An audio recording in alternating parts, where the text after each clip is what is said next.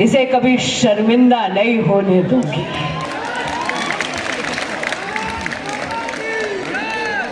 लेकिन आज आप सभी के सामने झोली फैलाकर आशीर्वाद मांगने आई हूं अपने बड़े भाई आदरणीय श्री दुष्यंत गौतम जी के।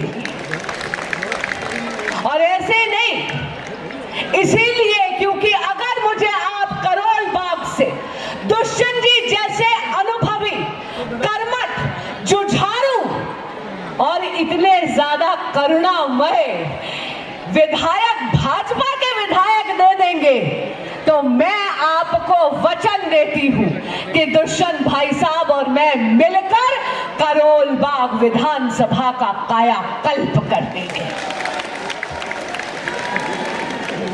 सीधा मुद्दे की बात पे आते हैं। एक दशक से यहां पर आम आदमी पार्टी की सरकार ने सत्ता भोगी है, लेकिन दायित्व नहीं उठा है, जिम्मेदारी नहीं उठी। अरे आप मुझे ये बताइए, कोई भी कार्य करना होता है तो ये हर बार क्या कह देते हैं, फलाने अधिकारी ने नहीं करने दिया, अरे एलजी ने नहीं करने दिया। जरा इनसे ये पूछना, कोविड का समय था, सबको याद है ना, कितना भयानक समय था। पूरी की पूरी दिल्ली तब त्राहिमाम कर रही थी। लेकिन कोविड के समय में जब आम आदमी पार्टी ने शराब नीति बनाने की ठानी, तब तो कोई अधिकारी या कोई भी चीज इनके आड़े नहीं आई। तब तो शीश महल बनाना, जो इनका करप्शन का म्यूजियम है, उसको बनाने में तो इनके कोई विघ्न नहीं पड़े। क्यों? क्योंकि इनकी काम करने की नियति नहीं थी, इनकी कोई नियत नहीं थी। और कहते हैं नियत हो तो इंसान नियति भी बदल सकता है। लेकिन एक दशक से यहां पर एक ऐसा कुशासन चल रहा है जहां पर केजरीवाल जी की 200 रुपए की चप्पल पड़ती 6 करोड़ के मार्बल पर है, जहां पर 8-8 लाख का एक पर्दा जरूर लगा देते हैं, लेकिन जब बात आती है तो करोल बाग विधानसभा को साफ पीने का पानी नहीं देते। आप बताइए, यहां पानी की कितनी दिक्कत है ना? है ना? मेरी माताएं और बहनें कितना तरसती हैं। जरा बताइए, यहाँ पर खान में, यहाँ पर टैंक रोड पर, बताइए यहाँ पर बीडनपुरा में, बताइए यहाँ हो रहा है ना कि सीवर का गंदा पानी मिक्स होकर आता है पीने के पानी में। मेरी माताएं और बहनें सारा दिन पीने के साफ पानी के लिए किलसती हैं। बहुत बड़े बड़े वादे करे थे आम आदमी पार्टी सरकार ने। अरे एक दशक से यहाँ पर स्थानीय विधायक भी आम आदमी पार्टी के हैं, वो तो जहाँ रहते हैं वहां से 300 मीटर की दूरी पर भी पानी नहीं पहुंचा पाए। मैं पूछना चाहती हूँ इनसे कि अपने करप्शन के म्यूजियम बनाने के वक्त तो कोई चीज आड़े नहीं आई, लेकिन आप जो दिल्ली को पेरिस और लंदन जैसा बनाने की बात करते थे, आपने तो यहाँ पे ना साफ पीने का पानी दिया, ना अच्छी सड़कें दी। सड़कें देख लीजिए, गड्ढों में सड़कें हैं कि सड़कों में गड्ढे। अरे एक दशक पहले केजरीवाल जी खांसते खांसते दिल्ली आए थे, अब तो पूरी दिल्ली को इतना प्रदूषित कर रहे हैं कि हम सब मिलकर खांस रहे हैं। मैं पूछना चाहती हूँ आम आदमी पार्टी से, कब तक दिल्ली आपके टूटे हुए वादों का दंश सहती रहेगी? 5 फरवरी का दिन दिल्ली की मुक्ति का दिन है। दिल्ली की मुक्ति का दिन है गंदी टूटी सड़कों से।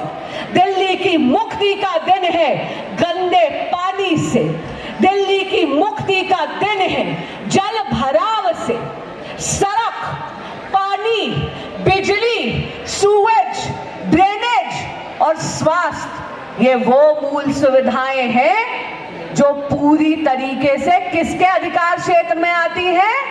आम आदमी पार्टी के अधिकार क्षेत्र में आती है। लेकिन पूरी तरह से व्यवस्थाएं चरमरा गई हैं। और आपको तो दिल्ली ने मुख्यमंत्री बनाकर भेजा था ना केजरीवाल जी। खैर, आपको अपने भ्रष्टाचार के कारण मुख्यमंत्री पद तो त्यागना ही पड़ा, लेकिन अब तो वो घोषणा मंत्री बन गए हैं। मेरी माताएं और बहनों ने ये सोचा होगा, रोज रात को सोते, सुबह उठते, जो स्वप्न में आता है वो नई एक घोषणा कर देते। यहाँ पर केवल एक झूठ का पुलंदा परोसा जा रहा है। हाल ही में आपने सुना है कि वो 2100 रुपए की बात कर रहे थे महिलाओं को देने के लिए, सुना है ना? सच्चाई बताएं। 3 साल पहले 2021-22 में 2021-22 में पंजाब में यही वादा करा था पंजाब की महिलाओं को, पंजाब की बहनों के खाते में 1 रुपया नहीं आया, 1 रुपया नहीं आया। आपको याद होगा, लोकसभा चुनाव से पहले मार्च में माननीय आतिशी जी ने यही घोषणा दिल्ली में करी थी ना, और कहा था कि सितंबर अक्टूबर तक सारा का सारा पैसा महिलाओं के खाते में आ जाएगा। 1 रुपया आया? नहीं आया ना? 1 रुपया आया क्या? नहीं आया ना? क्यों आएगा और कैसे आएगा? केवल घोषणाएं करते हैं, कभी उन पर अमल थोड़ी करते हैं।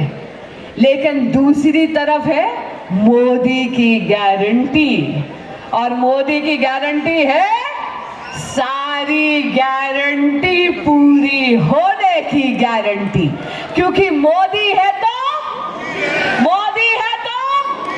बिल्कुल मोदी है तो मुमकिन है। जैसे ही दिल्ली में डबल इंजन की सरकार का, भाजपा की डबल इंजन की सरकार का जलवा आएगा, तो मेरी माताओं और बहनों के खाते में महिला सम्मान निधि के रूप में 2500 रुपया महीना जाएगा। मध्य प्रदेश में पिछले 2.5 साल से हमने ये करके दिखाया है। भाजपा शासित सभी राज्यों में बहुत सुचारू रूप से ये योजना चल रही है। अब है दिल्ली की बारी।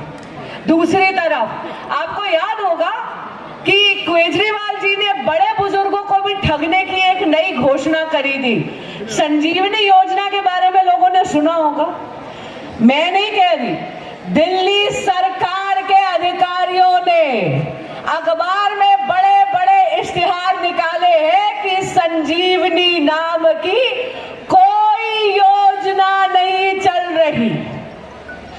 अगर विश्व की सबसे बड़ी स्वास्थ्य योजना कोई चल रही है तो उसका नाम है आयुष्मान भारत। आयुष्मान भारत में 5 लाख रुपए का मुफ्त इलाज लाभार्थी परिवार को मिलता है।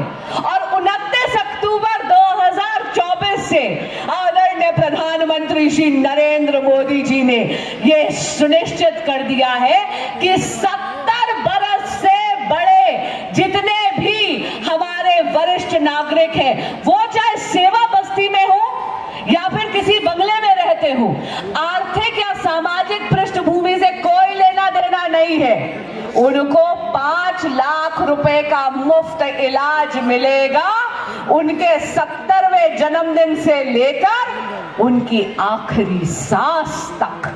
यानी बाबा जितने मर्जी घुटने बदलवा लेना, यानी अम्मा जितने मर्जी चश्मे ले लेना, जितनी मर्जी हिप रिप्लेसमेंट्स करवा लेना।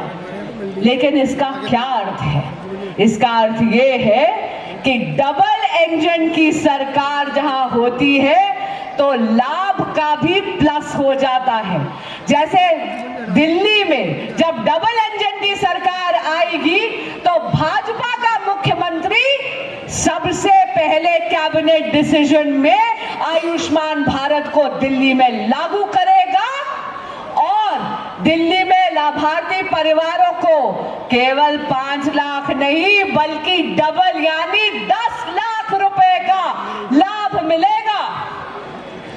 अगर आपके परिवार में कोई 70 बरस से ऊपर है तो उसका 5 लाख ऊपर से टॉप अप होता है। है। अब जरा खुद मैथ्स करके देख लीजिए, कितना बना 15 लाख रुपया साल का मुफ्त इलाज। इसके अलावा डबल इंजन की जो भाजपा की सरकार है वो मेरी माताओं और बहनों के लिए और तोहफे लेकर आई है। मेरी जितनी भी गर्भवती माताएं और बहनें हैं उनको 21,000 रुपए की आर्थिक मदद और 6 न्यूट्रिशनल यानी पोषण के किट्स दिए जाएंगे। सिलेंडर मात्र 500 रुपए का, और यही नहीं 2 सिलेंडर मुफ्त, एक दिवाली पर और एक होली पर। और यहीं पे नहीं रुक रहे, इसके अलावा पेंशन में वृद्धि हुई है। जितने भी हमारे वरिष्ठ नागरिक हैं 60 से 70 बरस तक के, उनके लिए पेंशन बढ़ाकर 2,500 रुपए कर दी गई है।